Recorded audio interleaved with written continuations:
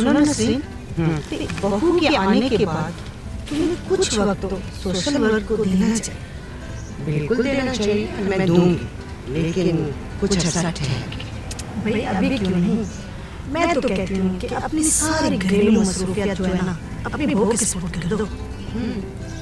जाहिर है सारी रिस्पॉन्सिबिलिटीज जो है घर की वो बहू के सपोर्ट करनी है, लेकिन ये बड़ा एक नाजुक सा मसला है, क्योंकि पहले तो मुझे ये जज करना है कि उसका कैलिबर क्या है, उसकी माँ ने उसे क्या ट्रेनिंग दी। लेकिन अभी तक तुमने क्या मुशाहिदा किया? बस ठीक है, लेकिन मैं समझती हूँ कि कुछ मैनरिज्म में, कुछ हमारे एटमॉस्फेयर में उसको एडजस्टमेंट उसके लिए ज़रा थोड़ी मुश्किल हुई। ये अमलिया तो हमारी फैमिली में भी हो चुका है। मैंने बहुत कोशिश की, लेकिन मेरी भाभी में भी जरा सी इम्प्रूवमेंट नहीं आई। भाई तुम्हारी फैमिली पुल ऑन कर रही है, लेकिन मेरे लिए ये बहुत मुश्किल है। I strongly believe in mannerism. अल्लाह करे नसरीन, तुम्हें भी अपनी बहू से सुख नसीब हो। हाँ, ये बहुत ज़रूरी है, क्योंकि देखो ना, सोशल वर्क करने के लिए या उसके प्लान्स बनाने के लिए आपको बड़ी डेडिकेशन की ज़रूरत है। मैं भी चाहती हूँ कि मैं कम से कम ये जितनी डोमेस्टिक हमारी रिस्पॉन्सिबिलिटीज है, ये उसके सपोर्ट करके मैं सोशल वर्क करूँ। शादी के बाद अक्सर मर्द बदल जाते हैं, but there is no visible change in you. कोमल, शादी लोअर मिडिल क्लास और मिडिल क्लास के उन लोगों के लिए एक एक्साइटमेंट का दर्जा रखती है जिनकी जिंदगी में और कोई थ्रिल नहीं होती। Exactly. यही हाल लड़कियों का है। इधर शादी हुई and here comes end of the world. शादी के अलावा और एसोसिएशंस भी होती हैं। क्या मोहब्बत को तय तो नहीं किया जा सकता ना? ब्रावो, आज तुमने साबित किया कि तुम नए जर्नलिस्ट नहीं, इंटेलेक्चुअल भी हो। अच्छा जी, क्यों सहाफी दानिश्वर नहीं होता? होते जरूर होते, लेकिन आप जैसे नहीं होते। Thank you. Should I take it as a reality? Of course, it is a reality. Thank you. अच्छा ये बताओ कि इतने दिनों से ऑफिस क्यों नहीं आए? बात है कोमल की मुझे अखबार के दफ्तरों के रश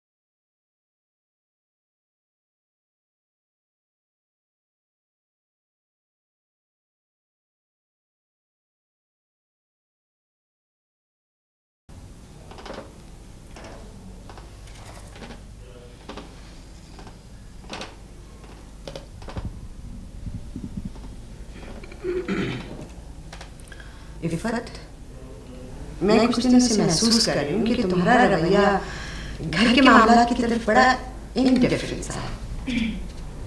इफ़त, अगर कोई मसला है तो खुलकर बताओ प्लीज। नहीं आंटी, ऐसी तो कोई बात नहीं। मैं यहाँ बहुत खुश हूँ, बल्कि मैं तो अल्लाह का लाख लाख शुक्र अदा करती हूँ कि मुझे आप जैसे लोग मिले।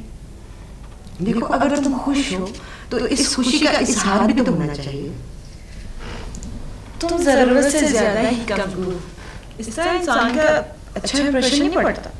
अब नई नवेली दुल्हन यूं चुप चुप अलग थलग कमरे में बैठे रहना, बहुत ऑड फील होता है इस तरह से।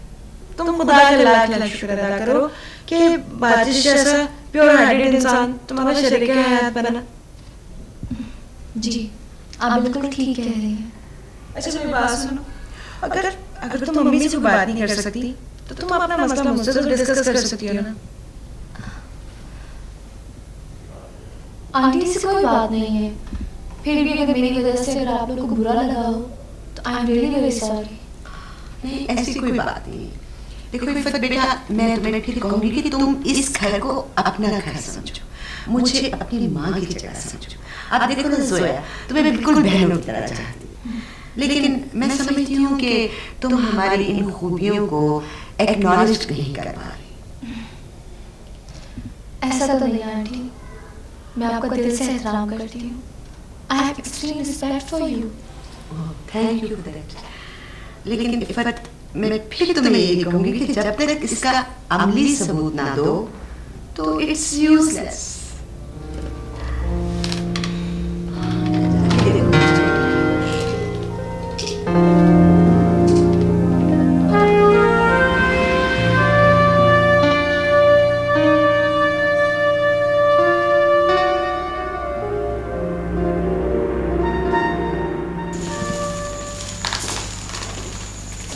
इनसे मिलिए, ये है मिस्टर बाजिश। हेलो, वालेकुम अस्सलाम वाले साहब, बैठिए प्लीज। Thank you. भाई वादी साहब, आपका तो बहुत जिक्र सुनता रहता हूँ। जिक्र खैर या जिक्र शर? अरे कमाल करते हैं वादी साहब। भाई हर वक्त मिस कोमल बस आप ही की तारीफ करती रहती हैं। Thank you very much. वैसे आपकी भी बहुत तारीफ सुनी है इनसे। भाई मेरी तारीफों से तो मेरे अखबार भरे पड़े। माशाल्लाह, बहुत यंग एज में सहाफत में इतना बड़ा मुकाम हासिल किया आपने। बाय द वे, आपके ख्याल में आपकी कितनी बड़ी कामयाबियों के पीछे किसका हाथ है? बाती साहब, मेरी कामयाबियों के पीछे बहुत से हाथ हैं, लेकिन सबसे बड़ा हाथ जो है वो मिस कोमल का है। Thank you. She is a real talented and genius girl. Again thank you. अगर ये हसीन चेहरे और खूबसूरत आंखें ना होती तो मैं सोचता हूँ बाती साहब कि सहाफत का मयार कितना गिर जाता है। आपके अंदाज़न कितने अखबार छप रहे हैं? हमारे बाती साहब, लोगों का वक्त खत्म हो जाता है लेकिन हमारे अखबार खत्म नहीं होते। हमारा ग्रुप इस सिलसिले में मुकम्मल तौर पर खुद कफील है। बड़ी राज की बात है। जी, मुलाजा कीजिए, हमारा अखबार है नाश्ता। जी, ये सुबह 6 बजे निकलता है। हैरान होने की जरूरत नहीं है बाती साहब, लोग नाश्ता कर रहे होते हैं, ये अखबार उनके हाथ में होता है। फिर एक अखबार हमारा 10:30 बजे निकलता है जिसका नाम है ब्रंच। अभी सुनते जाइए हुजूर। उसके बाद हमारा अखबार 2 बजे निकलता है, 2 और 2:30 बजे के दरमियान, जिसका नाम है ज़ुहराना। और असर के वक्त निकलने वाले अखबार का नाम है असराना। दोपहर के बाद निकलता है टी टाइम, और फिर जनाब इशाया जो रात को निकलता है। जी बाजिश साहब, अल्लाह के फजल से मेरे ऑफिस में से हर 2 घंटे के बाद कोई ना कोई चीज छप के बाहर निकलती है। इंग्लिश मैगजीन और अखबार इसके अलावा है। जी बाती साहब, आपने ये मेरे सारे अखबार मुलाजा फरमाए, लेकिन एक चीज और आपको दिखाता हूँ। ये हमारा अखबार है जबरदस्ती। जी, ये हम जबरदस्ती लोगों के हाथ में थमाते हैं, लोगों की गाड़ियों में डालते हैं, और आपको हैरत होगी कि सबसे ज्यादा सर्कुलेशन जिस अखबार की है वो यही है।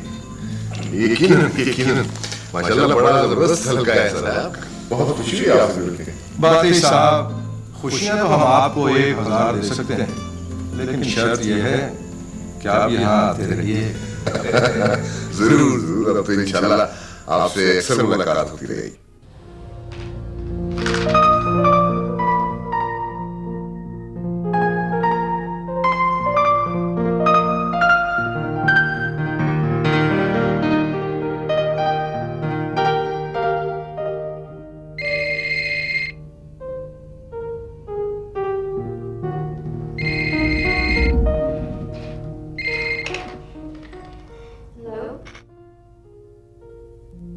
जी कौन? जी वो तो घर में नहीं है, पता नहीं।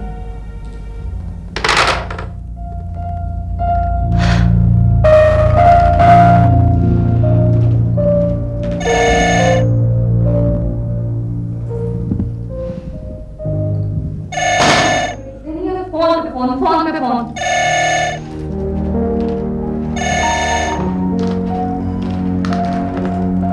हेलो, कहिए। जी वो घर पर नहीं है, नहीं है, नहीं है। प्लीज दोबारा फोन मत कीजिएगा।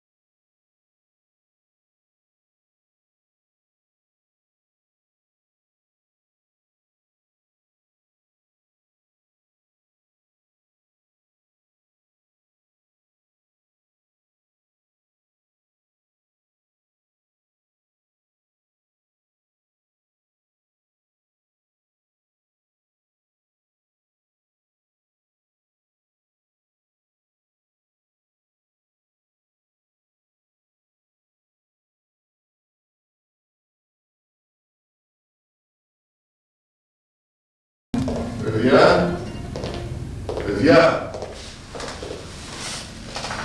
अस्सलाम वालेकुम। कहाँ गए थे आप?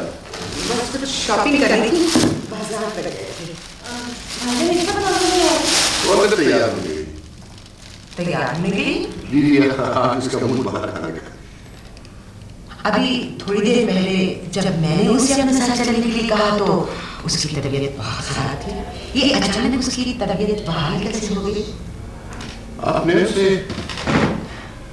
साथ चलने के लिए कहा था? भाईजान, अम्मी बिल्कुल ठीक है और हमने तो उसे बहुत इशरार किया था लेकिन उसने बहाना लगा दिया। मैं उसकी चालबाजी को अच्छी तरह समझती थी। यू नो, उसे आज ये पता था कि खाना मैंने अपने हाथ से बनाया है। अचानक छोड़ क्या फर्क पड़ता है? फर्क पड़ता है बेटे, बहुत फर्क पड़ता है। देखो, अगर आज से उसने हम लोगों को यूं कंट्रोल करना शुरू कर दिया तो हम लोग आगे जाके बहुत तंग होंगे। बिल्कुल ठीक, और जितना वो अपने आप को मासूम समझती है ना, उतनी वो है नहीं। मुझे तो उसकी नीयत कभी भी अच्छी नहीं लगी। वो माँ बेटे और बहन में वाज़िया फासले पैदा करने की भरपूर कोशिश कर रही है। वो जितनी भी कोशिशें कर ले, कभी हो सकता है। देखो बेटे, ऐसा हो सकता है और ऐसा ही होता है जब घर में आई एम सॉरी इस किस्म की बदनीयत बहुत मौजूद हो। बेटे तो ऐसा कुछ हो जाता है कि आदमी सोच भी नहीं सकता। अच्छा, चले फिर इसको वो खाना खा के आगे डिस्कस करते हैं। बातिश, या तुम लोग बाहर नहीं जाओगे बेटे, सब कुछ घर में मैंने अपने हाथों से बनाया है। भाईजान, अम्मी ठीक है और आपको पता है आज तो इतने मजे के खाने बने हुए हैं।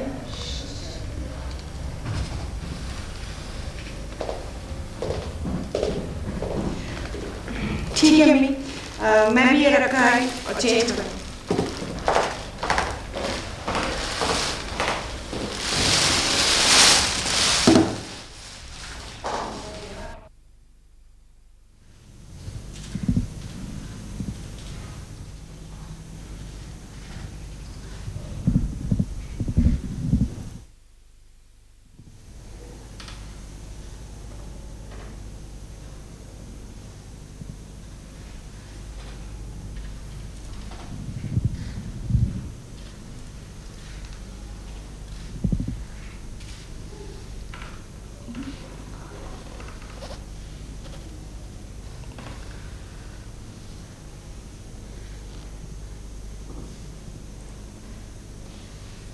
I'm sorry.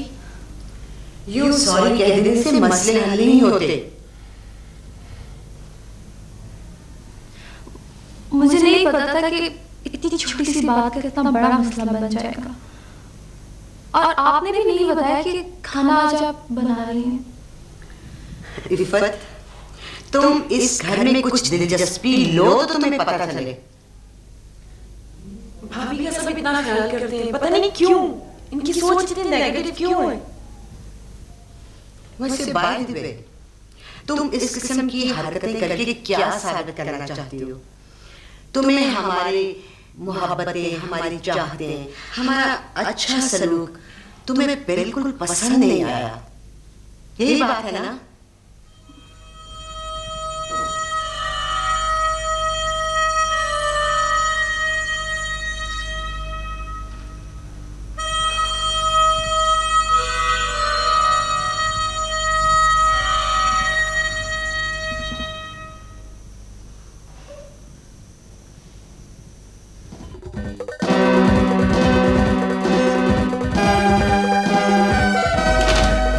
Miss Sanita, ji sir. आज आप बहुत खूबसूरत लग रहे हैं।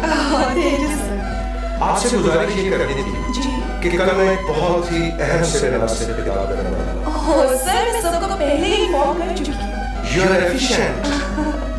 देखिए, हमारे ग्रुप के तमाम अखबार में मेरे खिताब की खबर नुमाया तौर पर शाया होनी चाहिए। सर, मैं तो सबको पहले हिदायत दे चुकी हूँ। Very good miss Sanita, ji. You are my right hand. Thank you sir. Miss Komal नहीं है अभी? नहीं जी। तो फिर आइए ना, मेरे कमरे में कोई आइसक्रीम वगैरह खाते हैं। नहीं थैंक यू सर। अरे मिस सनीता जी। कुछ खाया पीना करें आप। जी। प्लीज आप आइए मेरे कमरे में थोड़ी देर तक।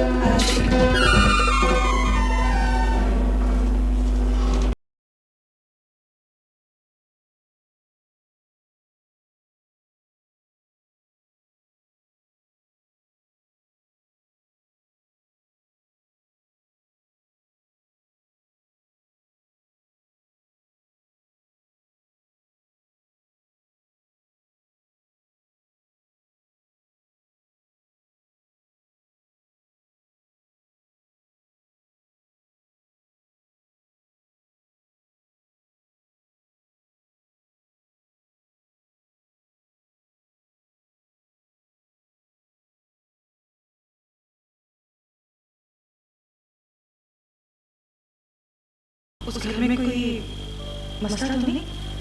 नहीं अम्मी, कोई मसला नहीं। मैं तो खुदा का लाख लाख शुक्र अदा करती हूँ कि मुझे इतनी अच्छी सास और ननद मिली। I think she's telling a lie. Why she's telling a lie? तुम हर बात नाम मत अदा करो। अच्छा बेटे, खुदा का शुक्र अदा किया करो। खुदा तुम्हें इस घर में खुशियाँ दे। बस अम्मी आप दुआ किया करें। बेटे, मैं तो हर वक्त अपनी बच्चों के लिए दुआएं खैर करती रहती हूँ।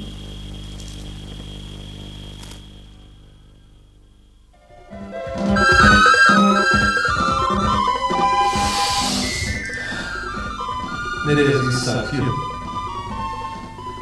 एक सरमायादार ने दौलत का सहारा लेकर इस हसीना के, माफ कीजिएगा, हम सहाफियों की सहाफत का उड़ाया है मजाक। कैसे सर? वो यूं कि सहाफत और अदब की खिदमत के लिए हमने सिर्फ 1 करोड़ की डोनेशन मांगी। सिर्फ 1 करोड़। और उस हरीस सरमायादार ने अपनी भविष्य की वजह से हमें 1 करोड़ देने से इनकार कर दिया। हालांकि ये हमारी एक मासूम सी ख्वाहिश थी। कोमल जी, जी। आपकी कितनी अजीम है। आप मेरी नन्ही नन्ही और मासूम ख्वाहिशात का कितना ख्याल रखती हैं। अब हमारे लिए क्या हुक्म है सर? मेरे नौजवान दोस्तों, मेरी आंख के तारों, मेरे बच्चों, उस सरमायादार का पीछा करो, शहर की मक्खियां बनकर उस पर टूट पड़ो और रोजाना उसका एक स्कैंडल फ्रंट पेज पर छापो। बिल्कुल, और स्कैंडल भी सनसनीखेज होना चाहिए। मिस कोमल, सिर्फ सनसनीखेज नहीं, रोमांस भी होना चाहिए। अखबार भी तो बेचना है। सर, आप बेफिक्र हो जाएं। हम अपनी पेशेवराना जिम्मेदारियों से मुकम्मल तौर पर आगाह हैं। हम सहाफती तकद्दुस को पामाल करने वालों को इबरत का निशान बना देंगे। और इसी पॉलिसी के तहत हमने 21वीं सदी में एंटर होना है। मुझे आप सब पर फख्र है मेरे बच्चों। आप लोगों के हाथों में ही मसाइल में घिरे हुए अवाम की तकदीर है। हमें मुआशरे से बुराई का खात्मा करना है, बाकी सब तो चोर हैं। सहाफियों का काम क्या है? चोरों के घर तक पहुंचना। वाह वाह वाह वाह, कोमल जी क्या हिकमत की बात कर दी आपने इस वक्त। Thank you sir.